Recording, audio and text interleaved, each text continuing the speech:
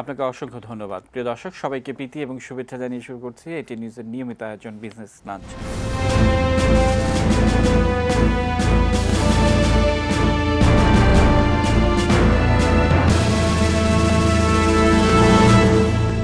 আপনারা জানেন যে আমরা বিজনেস আওয়ারের মধ্যে আছি এবং সেখানে সময় হলো বিজনেস লাঞ্চ নিয়ে আপনাদের সামনে হাজির হওয়ার। আমরা আজকে আমন্ত্রণ জানিয়েছি। তার আগে আপনাকে একটু জানিয়ে রাখতে চাই যে সাম্প্রতিক সময় আপনারা হয়তো খেয়াল করেছেন যে অনেক দিন পর আমাদের মধ্যপ্রাচ্যে, বিশেষ করে সৌদি আরবে জনশক্তির যে বিধিনিষেধ ছিল সেটি দূর হয়েছে এবং সেখানকার পত্রপত্রিকা এগুলোকে বাংলাদেশের পক্ষে একটা বড় অর্জন বলে মনে করছেন এবং পাশাপাশি তারা বলছেন যে যেহেতু বাংলাদেশের ডেমোগ্রাফিক ডিভিডেন্টের একটা সুযোগ রয়েছে, এই সুযোগটির শুধুমাত্র বাংলাদেশ পাবে না, এই মিডল ইস্ট সহ অন্যান্য দেশগুলো পাবে।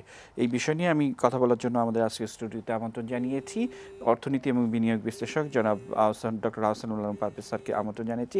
স্যার, আপনাকে স্বাগত জানাচ্ছি আজকের এই অনুষ্ঠানে। স্যার, যেমনটা শুরুতে আমি বলছিলাম যে আসলে প্রায় 5 লক্ষ করে নতুন লোক আমরা নিতে যাচ্ছি এবং অনেক দিন পর এই বাজারটি খুলে গেল এবং আপনার নিশ্চয়ই মনে আছে যে 2007 সালে এটি আনুষ্ঠানিকভাবে বন্ধ করে দেয়া হবে একটা ঘোষণা হয় এবং 8 সালে নানান মাত্রিক আলোচনা হয় এবং 9 সালের জুন মাসে এটি বন্ধ হয়ে যায় এবং তারপর প্রায় খুলতে একেবারে 6 থেকে 7 বছরের কিছু সময় বেশি লেগে গেল। তো স্যার, এই যে 5 লক্ষ লোক নতুন করে সেখানে যাচ্ছে এবং সেখানে কিন্তু বিভিন্ন মানে প্রকৌশলী, ডাক্তার, চিকিৎসক এবং আপডেটেড কিছু চাকরিতে যাচ্ছে বা লোক নিচ্ছে, এগুলো নিশ্চয়ই আমাদের অর্থনীতিতে বড় একটি কন্ট্রিবিউট করবে, কি মনে হয়? ধন্যবাদ আপনাকে এবং আপনার মাধ্যমে আপনাদের সব দর্শকদেরকে শ্রদ্ধা ও সম্মান। এই যে সম্প্রতি ভেরি রিসেন্টলি যে সৌদি আরব বাংলাদেশ থেকে আপনার এই ওয়ার্কার বা ম্যান পাওয়ার রিক্রুট করার ব্যাপারে যে নিষেধাজ্ঞা উঠিয়ে দিল, আমি তো বলবো যে এটাকে হয়তো যারা ঠিক এখনও টের পাচ্ছেন না, it will be a big leap আমাদের অর্থনীতির জন্য। এটা একটা খুব বড় ধরনের জাম্প ফরওয়ার্ড হবে। বিকজ আপনি হয়তো জানেন যে অফিসিয়ালি প্রায় এই 1.3 মিলিয়ন 13 লক্ষ লোক থাকে এই সৌদি আরবে আমাদের কাজ করছে 48 ক্যাটাগরিসে, 48টা ক্যাটাগরিসে। আসলে কিন্তু প্রায় 15 লক্ষ লোক ওখানে আছে। সো এই গত জুন মাসে আমাদের প্রধানমন্ত্রী সৌদি বাদশাহ সালমান বিন আব্দুল আজিজের সাথে যে ফলপ্রসূ যে বৈঠক হয়েছে, সেটার পরে আমরা এই ফলাফলটা দেখতে পাচ্ছি এবং এটা কি কল্পনা করা যায় যে আমি যেটা বলতে চাচ্ছি যে ইট will B jump, economic jump. সেটার কারণ হচ্ছে আপনার মাধ্যমে আমি দেশবাসীকে জানাতে চাই যে আমরা যেই রেমিটেন্স নিয়ে গর্ব করি, আমাদের অর্থনীতির একটা বড় বুনিয়াদ মনে করি, সেটা হচ্ছে প্লাস মাইনাস এখন 15 বিলিয়ন, 15 বিলিয়ন ইউএস ডলার। সেটা 25% কিন্তু আসে এই সৌদি আরব থেকে। সেই 1.3 বিলিয়ন মানুষ এটা পাঠায় এবং এটা অবরুদ্ধ হয়ে গিয়েছিল বিভিন্ন কারণে এবং অর্থাৎ প্রায় 6 থেকে 7 বছর পরে একেবারে সাকসেসফুল। স্যার, এটা অনেকটা রাজনৈতিক কারণে হয়েছিল, এটা আমরা জানি, এটা নিয়ে আমি অনুষ্ঠানের পরের অংশে হয়তো কথা বলবো। কিন্তু স্যার, এই যে 5 লক্ষ লোক এবং আগে তো আমরা সাধারণত শ্রমিক এবং উপরের লেভেলে সামান্য কিছু পাঠানোর সুযোগ ছিল, এখন পুরোপুরি 50% হচ্ছে উপরের লেভেলে এবং শ্রমিক হচ্ছে 50%।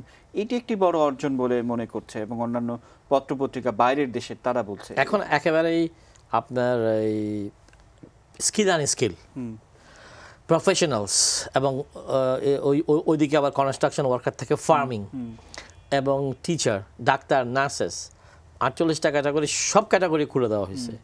এবং আমি একটা ফিগার আসতে চাই আপনার ইঙ্গিতের সূত্রে। আমাদের এখন 15 বিলিয়ন ডলার রেমিটেন্সের মধ্যে প্রায় 3.5 লক্ষ 3.5 বিলিয়ন এখন আসে সৌদি আরব থেকে। তাহলে 13 লক্ষ লোক যদি 3.5 বিলিয়ন পাঠায়, তাহলে আপনার আশাবাদ যদি নিকট ভবিষ্যতে আমাদের এটা বাস্তবায়ন হয়ে যায়, তাহলে আপনি ধরেই নিতে পারতেছেন that this additional 5 lakhs people will definitely add another 33% of that. তার মানে আমি যদি আপনাকে এটা বলি যে 3.5 লাখ আর 1/3, তার মানে 1.25 বিলিয়ন অ্যাড করবে। তার মানে শুধু সৌদি আরব থেকে আমরা প্রত্যাশা করতে পারি, সৌদি আমাদের এখন 25% আপনার রেমিটেন্স আসতেছে সৌদি আরব থেকে, it will jump higher and total 15 বিলিয়নের মধ্যে সৌদি থেকে আসা রেমিটেন্সই এটাকে 16-17 বিলিয়নে নিয়ে যাবে। তারপরে রয়ে গেছে যে আমাদের এই চাহিদা কিন্তু শুধু নট অনলি KSA, আমাদের 5 লাখ লোক আছে আপনার ইউনাইটেড আরব এমিরেটে। সো এখন আমাদের যদি সফল এই ডিপ্লোমেসির কারণে যে যদি এই অচলায়তনটা খুলে যায়, আমাদের রাষ্ট্রদূতদেরকে যদি টার্গেট করে দেওয়া হয়, তাহলে আপনার এই ইয়ামেন বোধহয় 3 লক্ষর মতো মানুষ যাওয়ার একটা সম্ভাবনা দেখা দিয়েছে। সো এখন আপনার আমাদের এগুলো সব ডিপেন্ড করতেছে কিন্তু আমলাতান্ত্রিক জটিলতা, কারণ দি আদার এন্ডে এবং দিস এন্ডে রিক্রুটিং এজেন্টসরা আছে যারা সব সময় সমস্যার সৃষ্টি করে। তাই আমাদের দূতাবাসগুলো ওই এন্ডে যেন সার্ভিস কন্ট্রাক্ট বা আমরা যেটাকে আকামা বা এটা বলা হয়, ওই সমস্ত ব্যাপারে যেন ফরজারি না হয়, মানুষকে যেন শোষণ করা না হয়। এবং এই সাইডে যদি আমরা রিক্রুটিং এজেন্টদেরকে তত্ত্বাবধানের মধ্যে রাখতে পারি, তাহলে ওখানেও প্রায় 3 লক্ষ লোক যেতে পারে। তাই আমি মনে করি this all adds to remittance. আপনি যত কথা এখন বলবেন, ইভেন চায়না। স্যার, আমি চীনের জায়গাটিতে পরে আসতে চাই। আমি গালফ নিউজের সূত্র থেকে যে তথ্যটি দর্শকদের শুরুতেই বলার চেষ্টা করলাম, সেটি হচ্ছে যে তারা বলছেন যে আসলে এই ডেমোগ্রাফিক ডিভিডেন্ড যেহেতু বাংলাদেশে চলছে এবং এটি একটি অসাধারণ দিক, এবং এই সুযোগ শুধুমাত্র বাংলাদেশ পাবে তা কিন্তু নয়, ইচ্ছা করলে এই সুযোগ পুরো বিশ্বই পেতে পারে। তাহলে এইটা তো নিশ্চয়ই বাংলাদেশের জন্য একটা বড় অর্জনও বটে, যে এই মানুষরা কষ্টার্জিত তাদের যে টাকা সেটি পাঠাবে এবং সেটা দিয়ে দেশ সমৃদ্ধ হবে। এটা this is a breakthrough, এটা একটা ব্রেক থ্রু হবে ফর দিস এই সমস্ত। কিন্তু এখানে একটা কম্পিটিশন থাকবে কিন্তু, কারণ আপনার বাংলাদেশ থেকে আমাদের স্কিল আনস্কিল ম্যান পাওয়ার নিয়ে যাওয়ার কথা বলার মানে এই না নেপাল থেকে আপনার বন্ধ হয়ে যাবে, এই না যে ভারত থেকে বন্ধ হয়ে যাবে স্কিলের ক্ষেত্রে। সো আমরা একটা জায়গায় কিন্তু কম্পিট করতে থাকবো আমাদের ওয়ার্কফোর্সের মিনিমাম স্যালারি, মিনিমাম ওয়েজ যেটা। সো এখন পর্যন্ত বাংলাদেশের কোনো বিকল্প নাই। এখন পর্যন্ত এই বাঙালিদেরকেই শুধু তারা পাচ্ছে, এই যে সেটা আমরা নেপাল বলি, সেটা আমরা ভারত বলি, ফিলিপিন বলি, তো আপনার সবচেয়ে বেশি কম বেতনে আমাদের লোকরা যেতে চাচ্ছে। তাই আমরা একটা সুবিধাজনক জায়গায় আছি এবং সবচেয়ে বেশি সুবিধা হয়তো আমরাই পাবো। এটি স্যার মানে এইটা তো একদম মানে চমৎকার একটি বিষয় যে স্কিল আনস্কিলের এই ব্যারিয়ারটা উঠে যাওয়ার পর আমাদের যে প্রচুর পরিমাণ আনস্কিলড লেবার আছে তাদের একটা কর্মসংস্থানের সুযোগ একটা থাকে, এটি একটি দিক। ইয়েমেনের কথা স্যার আপনি বলছিলেন, এর বাইরেও স্যার দীর্ঘদিন পর কুয়েত এক সময়ে আমাদের এই দেশ থেকে প্রচুর লোক নিত, এবং সেখানে স্যার আমরা দেখেছি যে অন্যান্য দেশের তুলনায় কুয়েতের বেতন এবং অন্যান্য সুবিধা কিন্তু অনেক বেশি। কিন্তু আমি সর্বশেষ গালফ নিউজের সংখ্যা থেকে যে তথ্যটি পেয়েছি যে প্রায় 10,000 প্লাস তারা বাংলাদেশ থেকে স্কিলড লোকজন নিচ্ছে, কিন্তু বেতনের দিক থেকে অন্যান্য দেশের 50,000 বা 60,000 লোকের সমপরিমাণ বেতন কিন্তু এই 10,000 পাচ্ছে। তাহলে স্কিলড লেবার এটা তো একটা বড় অপরচুনিটি।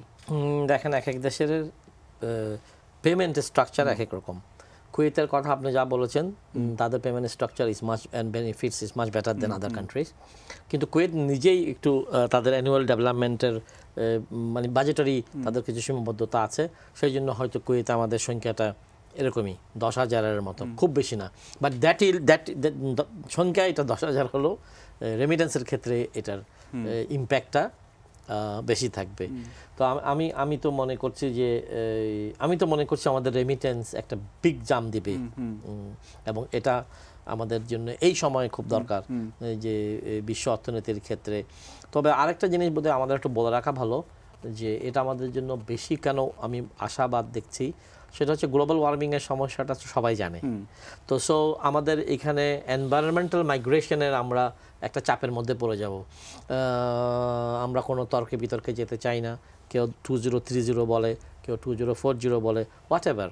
একটা প্রায় 20 বছর মেয়াদি সময়ের মধ্যে বাংলাদেশের একটি অংশ পানির নিচে কমে গেলে চলে গেলে আমাদের কিন্তু এই আপনার কি বলবো এনভায়রনমেন্টাল মাইগ্রেশনের সংখ্যাও কম না, 1-1.5 কোটি হয়ে যেতে পারে। তো সেখানে যদি আমরা সাকসেসফুলি আমাদের সরকার যদি এখন তার সমস্ত অর্গান, আমি মনে করি শুধুমাত্র পররাষ্ট্র মন্ত্রণালয় নয়, এক্সপার্ট ওয়েলফেয়ার অ্যান্ড ওই মন্ত্রণালয় নয়, আমি মনে করি সরকার এবং প্রধানমন্ত্রী নিজেই এই ব্যাপারে চোখ দেবেন, যেন আমাদের new destination for our work force, আমাদের কিন্তু ডেস্টিনেশন এখন খুলে গেল। এখন একেবারে সেটা কাতার বলেন, কুয়েত বলেন, ইউএই বলেন, দুবাই বলেন, ইয়েমেন বলেন, সব জায়গায়। সো ওখানকার রাষ্ট্রদূতদের ভূমিকা কিন্তু প্রচুর। আমাদেরকে ওনারা ওই দেশের রাষ্ট্রদূতরা চাইলে ডুবিয়ে দিতে পারেন। যেরকম সৌদি রাষ্ট্রদূত প্রোঅ্যাক্টিভ মসি সাহেব প্রোঅ্যাক্টিভ খুব বিহেভ করেছেন।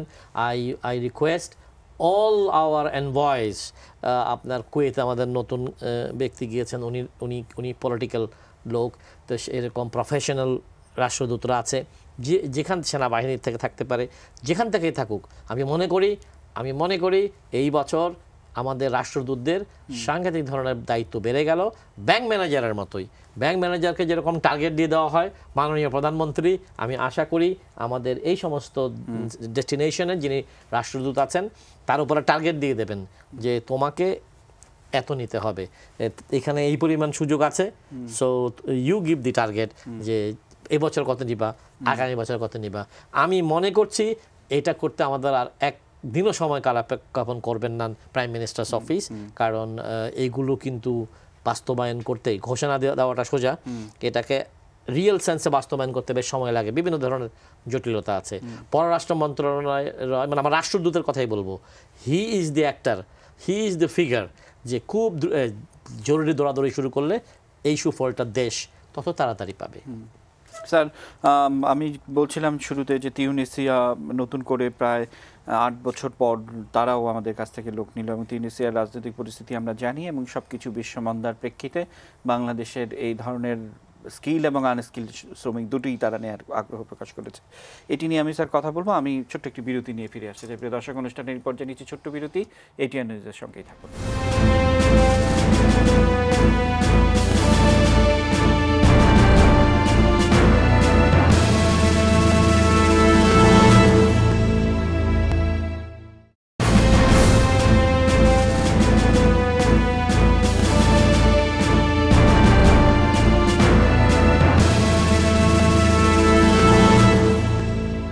দর্শক, আমন্ত্রণ জানাচ্ছি অনুষ্ঠানের বাকি অংশ দেখার জন্য। আমরা বিরতির আগে যে কথাগুলো নিয়ে বলছিলাম যে স্যার তিউনিসিয়া তারাও প্রায় 8 বছর পর আমাদের এই লোক নিচ্ছে, এবং 41,000 প্লাস তারা নিচ্ছেন, এবং স্কিল আর স্কিল মিলিয়ে।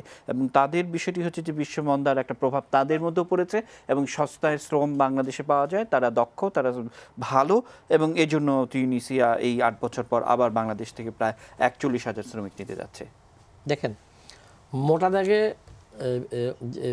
বিশ্বমন্দা বা যে ইকোনমিক যে থ্রেটস, এটা কিন্তু সবাই ভিকটিম, এখানে আর কেউ কম বেশি না, এবং কেউ কেউ হয়তো যুদ্ধের কারণেও কেউ কেউ ভিকটিম। কিন্তু আমরা দেখতে পাচ্ছি যে এই সমস্ত কাটিয়ে, অর্থাৎ সৌদি আরব, ইয়েমেন, দুবাই, সবাই কিন্তু এই অয়েল প্রাইস এগুলোর ভিকটিম। কিন্তু এখন কাতারে 50,000, আমরা নির্ভরযোগ্য সূত্রে আমরা জানতে পেরেছি কাতার 50,000 প্লাস, ওমান 66,000, টিউনিসিয়া 40,000 প্লাস, এই যে আপনার ইয়েমেনের ক্ষেত্রে 3 লাখ, এবং এই যে সম্ভাবনা আমাদের দেখা দিয়েছে এবং পাঠানোর সুযোগ দেখা দিয়েছে, আমি তো মনে করছি যে এই সুযোগ আমরা হারাতে পারি না, কারণ আমাদের কাছে এই সুযোগটা এসছে যে এখনও বাংলাদেশ পৃথিবীতে সবচাইতে সস্তায় আপনার ওয়ার্কফোর্স সাপ্লাই করার মতো দেশ। আমাদের আশেপাশে আছে এই কম্পিটিশন, কিন্তু এখনও বোধহয় বাংলাদেশই পারে সবচাইতে কম বেতনে, বাংলাদেশিরা রাজি হচ্ছে ওইসব দেশে গিয়ে আপনার দেশের জন্য মারাত্মক গুরুত্বপূর্ণ বৈদেশিক মুদ্রা অর্জন করার। এই জন্য আমি খুবই আশাবাদী। আমি আবারও বলছি, রাষ্ট্রদূতরা কালকে থেকে যেন তৎপর হন। স্যার, এটি একটি পাশাপাশি আরেকটি যে জিনিসটি আমাদের কাছে যেটি মনে হয়েছিল, যে আমরা বিশেষ করে গেল 4 মাস 5 মাস আগে যে আমরা রিজার্ভ চুরির বিষয়টি দেখেছিলাম, এবং সেখানেও কিন্তু বাংলাদেশের রিজার্ভ বা বাংলাদেশের এই অর্থনৈতিক অগ্রগতি থামানোর একটা চেষ্টা কিন্তু ছিল, যদিও রিজার্ভ নিয়ে মানে সেটি রক্ষা পেয়েছে। কিন্তু আপনার কি মনে হয় না যে এর প্রেক্ষিতে যারা রেমিটেন্স পাঠাচ্ছে তাদের মধ্যে একটা ভয়ভীতি আছে যে পাঠালে যদি আবার এরকম চুরি হয়, কিংবা বৈধভাবে বা আবার ইলেকট্রনিক্স হুন্ডির মাধ্যমে পাচার হওয়া, এই সামগ্রিক মনিটরিং সিস্টেমটি স্যার আরও নজরদারির আওতায় আনা উচিত কিনা? Thank you very much. আপনি মারাত্মক একটি গুরুত্বপূর্ণ বিষয় আমাকে প্রশ্ন দিয়েছেন। প্রথম কথা হচ্ছে বাংলাদেশ ব্যাংকে যেটা হয়েছে সেটা একটা ভিন্ন জিনিস। That means we have come across a very new experience that total আমাদের সেন্ট্রাল ব্যাংক থেকে টাকা চুরি হওয়া, এবং ওখানে আপনার সেটা পাসওয়ার্ডের জন্য হয়েছে অথবা আপনার যে কারণেই হোক, কারা দায়ী এই ব্যাপারে তদন্ত, এবং এগুলো শেষ পর্যায়ে, এবং এগুলো একটা মোটামুটি একটা পর্যায়ে এসছে, এবং আমরা টাকা কিছু ফেরত পেয়েছি। আবার ফিলিপিনের প্রেসিডেন্ট টাকা ফেরত দেওয়ার অঙ্গীকার করেছে। কি আসলো আর কি আসলো না সেটা পরের ব্যাপারে। কিন্তু আমি পুরা পৃথিবীতে আমার যে সমস্ত ভাইরা কাজ করছেন এবং দেশে টাকা পাঠাচ্ছেন, আপনাদেরকে আশ্বস্ত করতে চাই, আপনারা কোনো পলিটিক্যাল, কোনো রাজনৈতিক আপনার কথায় বিভ্রান্ত হবেন না, কারণ আপনার remittance is guaranteed by the state. এখন অগ্রণী ব্যাংক, জনতা ব্যাংক মনে করেন লস করেছে, তারা হয়তো লস করেছে, তাহলে কি অগ্রণী ব্যাংক, জনতা ব্যাংকের একজন ক্লায়েন্টের 1 টাকা মার যাওয়ার কোনো সমস্যা দেখা দিছে? দেখা দেয়নি। কারণ হচ্ছে আমাদের রাষ্ট্রায়ত্ত ব্যাংকগুলো guaranteed by the state. So আমাদের remittance guaranteed by the state. উনি যদি হুন্ডি না করেন, উনি যদি অফিসিয়ালি চ্যানেলে পাঠান, this remittance comes to the bank and immediately send to Bangladesh bank. ব্যাংকগুলো এটা বাংলাদেশ ব্যাংকের পারমিশন ছাড়া $1 তারা নিজের ইচ্ছা মতো খরচ করতে পারে না।